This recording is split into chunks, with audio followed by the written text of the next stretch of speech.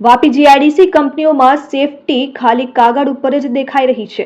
આ કંપનીવાળાઓની લાપરવાહીના લીધે કોઈનો જીવ જાય કે જતો હોય છે ત્યારે એક ઘરનો દીપક ઓલવાઈ જાય છે।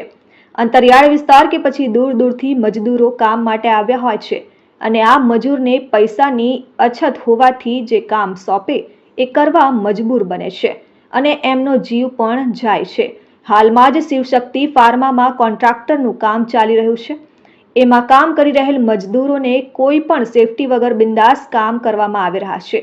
એમાં બાજુમાં આવેલ કેસર નામની કંપનીમાં પણ શેડ ઉપર ચડી સેફટી વગર પતરા ફિટિંગ કરતા નજરે પડી રહ્યા છે અને આ બધી ઘટના જોઈ યશો કંપનીમાં એક મજૂરનું મૃત્યુ પણ થયું છે।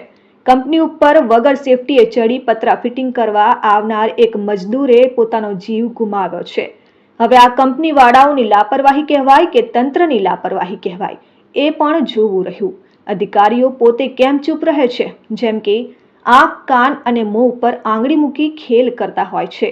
યશો કંપનીમાં કામ કરનાર મજદૂર પતરા ઉપરથી પડી જતા તેનું મૃત્યુ થયું। હવે આ કંપની ઉપર કોઈ કાર્યવાહી થશે કે પછી લાગતા વળગતા અધિકારીઓ પોતાના ખિસ્સાઓ ભરશે એ પણ જોવું રહ્યું। યશો કંપનીનો આ પહેલો હાદસો નથી।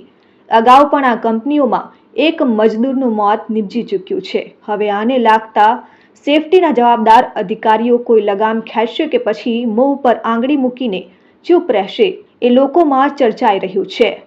Kalpesh Patel, RN news, Vapi.